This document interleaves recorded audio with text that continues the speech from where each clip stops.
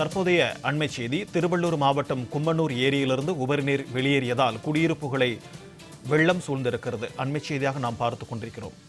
இது தொடர்பான கூடுதல் விவரங்களோடு நம்முடன் இணைகிறார் செய்தியாளர் பார்த்திபன். வணக்கம் பார்த்திபன், இது தொடர்பான விரிவான தகவல். வணக்கம் சிக்கந்தர். திருவள்ளூர் மாவட்டங்கள்ல தொடர்ந்து மூன்றாவது நாள் கனமழை பெய்தது. தற்போது ஒரு சில இடங்கள்ல மழை நீடித்துக் கொண்டு வருகிறது. அந்த வகையில இந்த மழை பாதிப்பு ஒரு பக்கம் பார்க்கப்பட்டாலும் புழல் ஏரியிலிருந்து திறக்கப்பட்ட உபரிநீர் பல்வேறு சிறு ஏரிகள்ல சென்று இந்த கும்மனூர் ஏரிகளிலிருந்து மல்லிமா நகர் ஏரிகள் சென்றடைந்து அந்த ஏரி நிரம்பி அந்த பகுதியில் இருக்கக்கூடிய குடியிருப்பு வாசிகள் முழுவதுமாக மழைநீர் சூழ்ந்திருக்கிறது. இதனால் பொதுமக்களுடைய இயல்பு வாழ்வு முற்றிலுமாக பாதிக்கப்பட்டிருக்கிறது.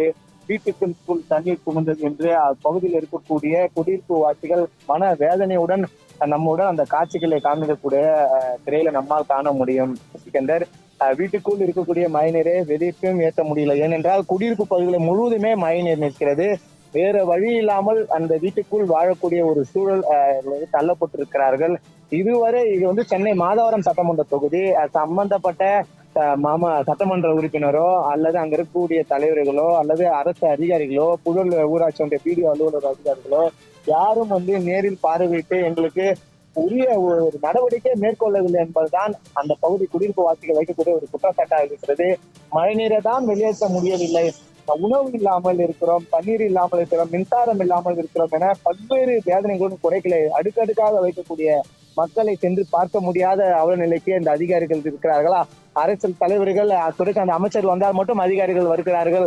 ஆனால் தங்களை பார்ப்பதற்கு எந்த அதிகாரிகளும் இந்த பகுதியில வரவில்லை என்பது வாகன ஓட்டிகள் வைக்கக்கூடிய குற்றச்சாட்டாகவும் இருக்கக்கூடிய ஒரு பகுதியில இந்த குடியிருப்பு பகுதிகளில் முழுவதுமே இதே நிலைமைதான் நீடித்து அதே குற்றச்சாட்டை குடியிருப்பு வாசிகளும் வைக்கிறார்கள்.